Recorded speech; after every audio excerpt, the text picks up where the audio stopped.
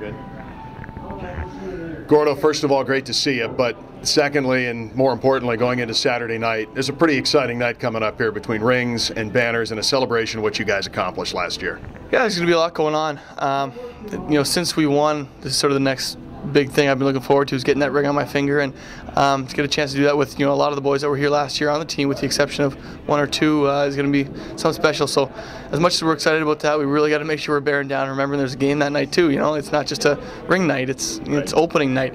So got to really work hard mentally to focus, and Coach French addressed that this morning. So we're really going to look forward to getting the ceremony and having everything, all the fans riled up. But at the same time, we really want to make sure we get that first win and keep things going in the right direction.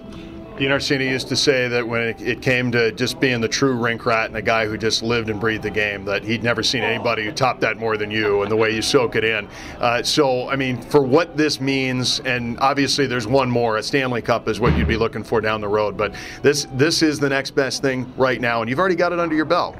Yeah, it's a huge step. It's one of those things that, not many kids grow up, out of this town probably aspiring to, win the Calder Cup. But when you're in the game and you learn a lot, and you work your way from, being 6 years old playing on the ponds up until now, winning a championship like this and taking that same road as the guys do to the NHL is, it's monumental, and it feels great, and it's something I'm going to remember forever. And now having that ring, I'm going to cherish that and keep it under lock and key, and take the experience with me, because it's something that only happens maybe once in a career. So I was fortunate enough to have it this early in mine, and hopefully there's more championships to celebrate down the road. But for now, this is all I've got to really look back on and smile. So I'm going to really make sure I soak in all I can here on Saturday night and remember the feeling, and sort of take that with me as I go on.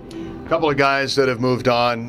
Dino was your roommate last year, Graham Mink. But for the most part, this team is back together. How special is it that the vast majority of the team, and that hardly happens at this level, to be back here on Saturday night together, getting your rings together and trying to do it again together? Yeah, it's something special. I talked to both those guys, Dino and Minker, last night actually, and one of the things we were stressing is that we got a lot of the same guys back, and although we lost a couple of key pieces, we brought back a former captain who hoisted the cup in a Bears jersey. That doesn't hurt us either.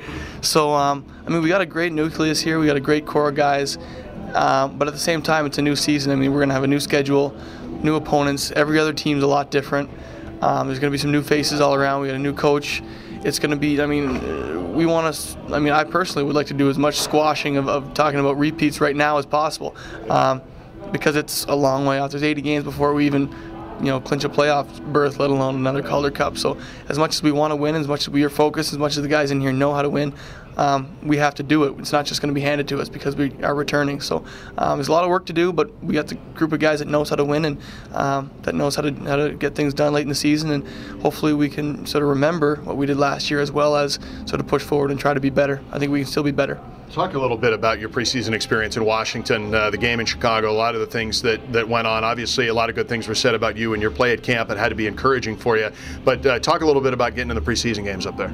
It was great. It's I spent a couple games playing with different players, guys who I've known. Like I played with Beagle and Borky a couple times. I played with Brooks, who I've sort of known for a couple of years, and so those guys really made it easy to go out and play and be comfortable. And so it was good to get in there and play a few more minutes. I was playing 13, 14 plus minutes there in a few of the games, and that's the big thing. It's tough to go out there and contribute and feel like you had a good game when you only play 5, 7, 8 minutes. But when you get up there and you're getting a regular shift and you're getting into a rhythm, it's a lot easier to get things done and feel like you're contributing and work hard out there. So it was good. I feel like I took steps forward again. The coaches had a lot of great stuff to say to me afterwards. Although the roster's tight as you can see, I think only one guy made it, and he might be coming back eventually once a couple injuries clear up there. So it's a tough roster to make right now, but as long as I continue to get better and continue to work hard and produce the way I am here,